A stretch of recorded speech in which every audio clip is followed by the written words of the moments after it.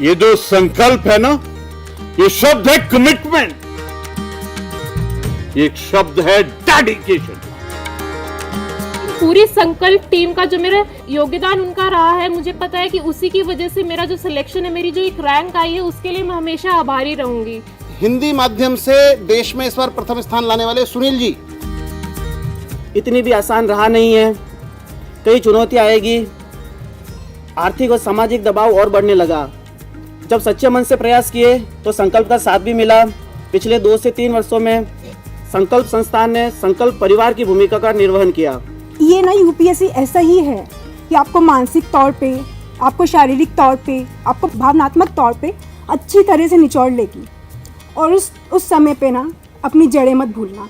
जब मेरे माता पिता मुझे यहाँ प्रिपरेशन के लिए छोड़कर गए थे तो संतोष जी को कहा था कि अब ये आपकी रिस्पॉन्सिबिलिटी है और आप ही इसे संभालें। और जब मैं शुरू में पढ़ाई कर रहा था तो मेरा खाना पीना, जहाँ मैं रहूँगा उसको ढूंढने का कार्य, तो इन्होंने जैसे एक परिवार ही चलता है वैसे ही मेरे को अपने साथ लेकर आगे बढ़े हैं। ये हैं हमारे देश के युवा। उम्र अलग, राज्य अलग, कहानी अलग, लेकिन सबके सपने सिर्फ एक, देश की सेवा, समाज की सेवा, यानी भारतीय प्रशासनिक सेवाएं, जो हमारे देश भारत के सर्वश्रेष्ठ पदों में से एक माना जाता है और लोकतंत्र के 4 स्तंभों में एक प्रमुख स्तंभ के रूप में जाना जाता है। रैंक 59 जयंत जी। आईएएस की परीक्षा देश की सबसे कठिन परीक्षा में से एक है। आईएएस ऑफिसर बनने के लिए यूपीएससी यानी संघ लोक सेवा आयोग द्वारा all India civil services exam देना जरूरी है। इसी के द्वारा भारत के टॉप अधिकारी चुने जाते हैं, जिनमें आईएएस, आईपीएस और आईएफएस जैसी प्रतिष्ठित सेवाएं शामिल होती हैं। इन सभी मेधावी छात्रों को अपने सपनों के सफर में साथ मिला संकल्प का। प्रशासनिक सेवाओं के माध्यम से समाजोत्थान का लक्ष्य लेकर 1986 में संकल्प नामक प्रकल्प का बीजारोपण किया गया, जिसने आज एक विशाल वट वृक्ष का रूप ले लिया है।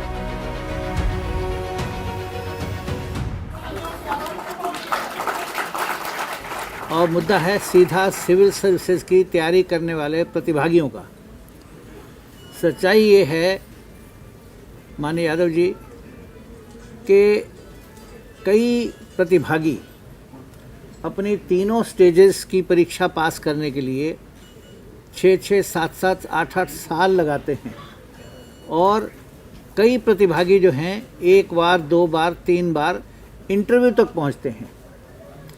पहली जो परीक्षा है प्राथमिक परीक्षा, उसमें लगभग 1.5% लोग पास होते हैं।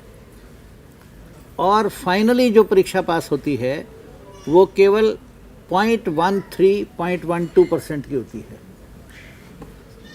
और इसमें से हम ये मान लें कि 0.13 जो मैं कह रहा हूँ, तो 0.36% जो है, जो विद्यार्थी शुरू में पढ़ाई परीक्षा में एपीओ होना शुरू करते हैं, इंटरव्यू तक पहुंचते हैं। 0.3%, 36% मैं अंडरलाइन कर रहा हूँ। अब ये 1 या 2 बार तक इंटरव्यू पहुंचे हुए विद्यार्थी होते हैं। और जब इनका किसी कारण सिलेक्शन नहीं हो पाता, तो जब ये क्रॉस रोड्स पर आ जाते हैं तो उनकी मानसिकता ये वास्तव में ऐसी होती कि देखा नहीं जाता।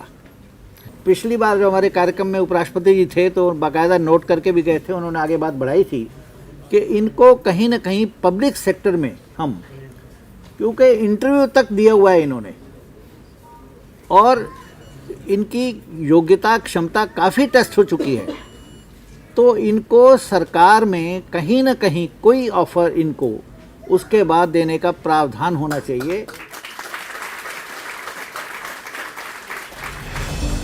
संकल्प एक ऐसी संस्था है जो 3 दशकों से अधिक समय से भारतीय सिविल सेवा परीक्षा के उम्मीदवारों का न केवल मार्गदर्शन कर रही है, बल्कि उनमें भारतीय मूल्यों और संस्कृति को भी बढ़ावा दे रही है। और आज लगभग 7,500 से अधिक सिविल सर्वेंट्स संकल्प से लाभान्वित होकर विभिन्न पदों पर देश की सेवा कर रहे हैं। और ये सफर निरंतर जारी है। वर्ष 2021 के चयनित प्रतिभागी अभिनंदन समारोह में पधारे राष्ट्रीय स्वयंसेवक संघ के सरकार्यवाह माननीय दत्तात्रेय होसबले ने भी नव चयनित प्रतिभागियों को अपना आशीर्वाद दिया और उनका मार्गदर्शन किया।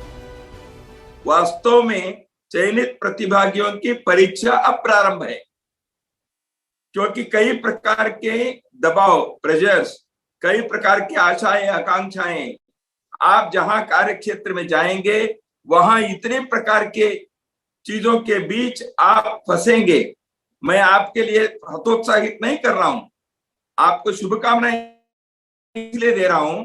इन सारे चक्रवातों के बीच रहते समय भी आपको संकल्प ने जो दिशा और दृष्टि दी है, एक जीवन का दर्शन दिया है, उसका लाभ, उस ऊर्जा के उपयोग आप उस समय जरूर करें। कई बातों के उन्होंने लागू करवाया। मन है तो हम कर सकते हैं, दृष्टि है तो हम कर सकते हैं, इच्छा है तो हम कर सकते हैं। इसलिए रास्ता ढूंढना चाहिए।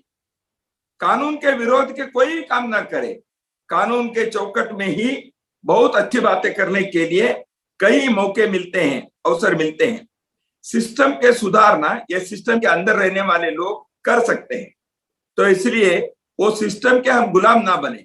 सिस्टम हमारे लिए है, समाज के लिए है, राष्ट्र के लिए है। इसलिए उस सिस्टम में कौन सी बात ठीक कर सकते हैं, यह भी हमें सोचना चाहिए।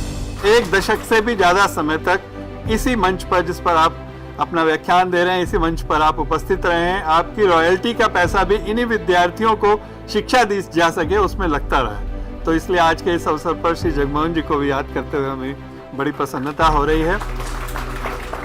चयनित प्रतिभागियों का सम्मान करने के लिए संकल्प द्वारा प्रतिवर्ष एक भव्य अभिनंदन समारोह आयोजित किया जाता है। यूपीएससी द्वारा वर्ष 2021 में घोषित परिणामों में कुल 761 प्रतिभागियों का चयन हुआ, जिनमें से लगभग 400 प्रतिभागी संकल्प से लाभान्वित हैं। इन चयनित प्रतिभागियों के लिए नई दिल्ली स्थित बनारसी दास चांदीवाला स्टेट में अभिनंदन समारोह आयोजित किया गया, जिसमें अधिकांश प्रतिभागी अपने माता पिता के साथ पधारे। पर असली परीक्षा अब शुरू होगी। वो इसलिए शुरू होगी, तनेजा साहब ने संकेत किया, सब आपको आकर आशीर्वाद देंगे, सब आपकी प्रशंसा करेंगे, सब आपको बताएंगे कि आप दुनिया में सबसे समझदार, सबसे बुद्धिमान हैं।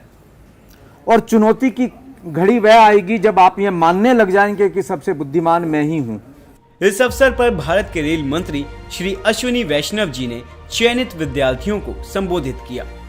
पहला उदाहरण कटक, उड़ीसा के कटक जिले का है।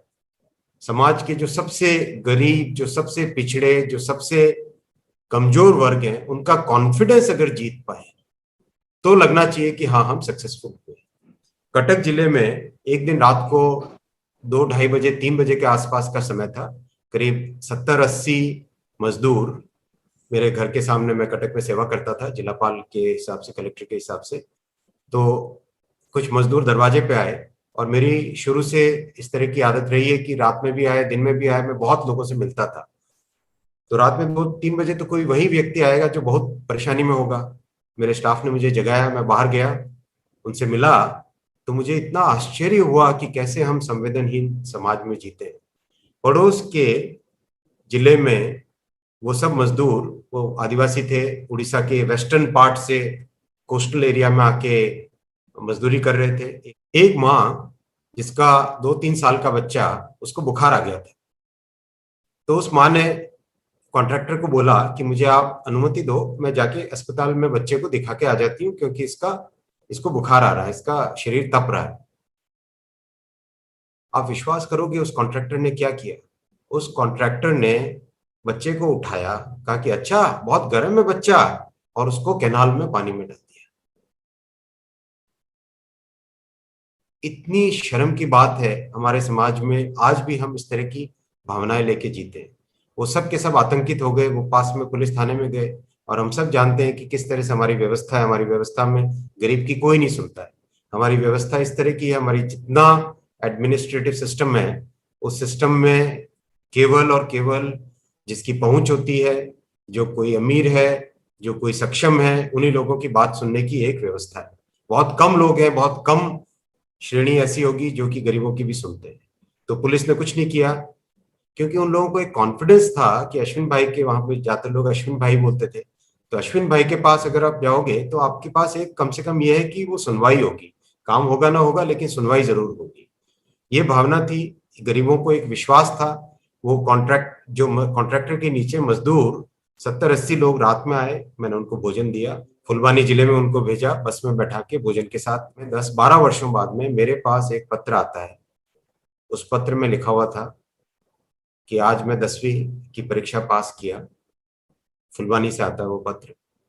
और कई वर्षों पहले जब हम लोग पूरे, हमारा परिवार, हमारे मित्र, हमारे गांव के सब लोग पड़ोस केंद्रापड़ा जिले से प्रताड़ित होके आए थे, तब रात में आप लोग हमसे मिले थे। मुझे वो जिंदगी की घटना आज भी याद है। उस बच्चे ने लिखा कि आपने हमारे प्राण, मैंने कोई प्राण नहीं बचाए, लेकिन उसने बच्चे ने ये लिखा कि आपने हमारे प्राण बचाए, हमको एक नई जिंदगी दी, इसलिए मैं आपको आज मेरी ये 10वीं की परीक्षा पे मैं आपको धन्यवाद दे रहा हूँ। तो ये अगर हम कॉन्फिडेंस लेके आ सके समाज की किसी भी गरीब से गरीब तबके में, तो शायद हमने जिंदगी में कुछ किया। मैं यही आप सबसे, नौजवानों से यही कहना चाहता हूं कि आप बहुत कुछ अचीव करेंगे। हो सकता है आप ऐसे ऐसे काम करें जिनकी आपने कभी कल्पना भी ना की होगी, लेकिन अगर आपने अपने कार्य में बॉटम ऑफ द पिरामिड, जो हमारे वंचित, जो सबसे कमजोर वर्ग हैं, उनको अगर ध्यान में नहीं रखा तो शायद लोक सेवा में आने का मतलब नहीं।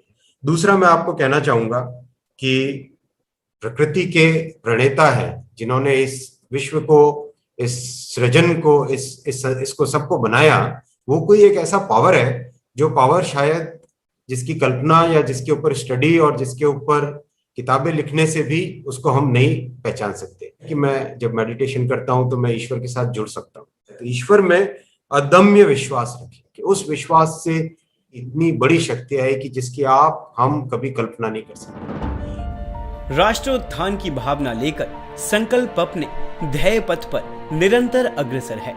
मैं सूत्र रूप में 2 बातें कहूँगा। सत्यम च प्रिय हितम, लेकिन आप अधिकारी हैं, आपको निर्भीक रहना है, आपको विषयों को सही तरीके से सरकार के सामने रखना है। सत्यम च प्रिय हितम, सत्य लेकिन प्रिय लगने वाला, जो हितकारी भी लगे, ऐसा वाक्य हमेशा आपको बोलना चाहिए। और निरंतर जीवन में जो सफलता का सूत्र कहते हैं, स्वाध्याय अभ्यासेन, स्वाध्याय का अभ्यास करते हुए, अपना लगातार पर्सनालिटी के लिए अनेक विषयों का अध्ययन करते हुए वांगमय तप उच्यते, इसी को कहा गया, यही वाणी का तप है।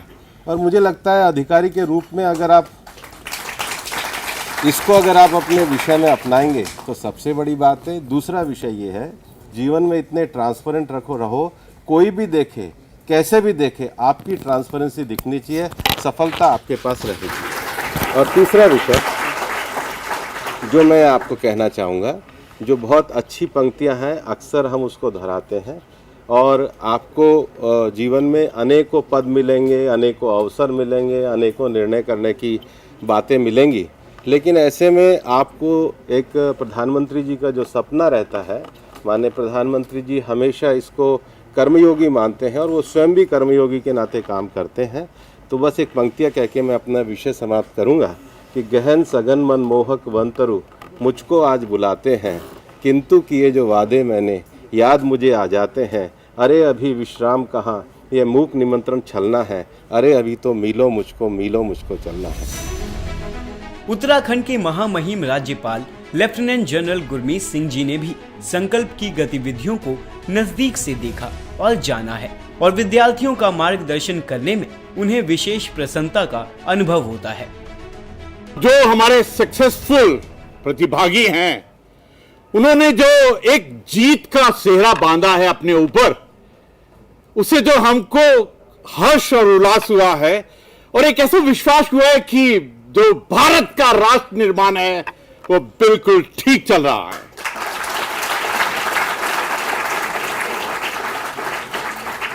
और इसके अंदर में जो कन्हैया जी हैं, आर.एस. गुप्ता हैं, जो अनिल जी हैं, और न जाने कितने कितने योद्धा हैं जो इसके साथ में, इस परिवार के साथ में निस्वार्थ भावना से काम करते हैं।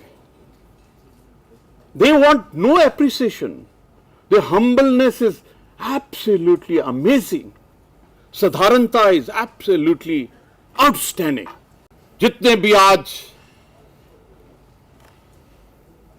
प्रतिभागी सक्सेसफुल कैंडिडेट्स हैं, आप भी बस यही मंत्र कीजिए, सेवा सेवा और सेवा। आपका काम नौकरी करना नहीं है, आपका काम देश की सेवा करना है, एक नया भारत बनाना है। तमाम कठिनाइयों और चुनौतियों के बावजूद अंत्योदय के सपनों को साकार करने के लिए संकल्प नित नए प्रयास कर रहा है।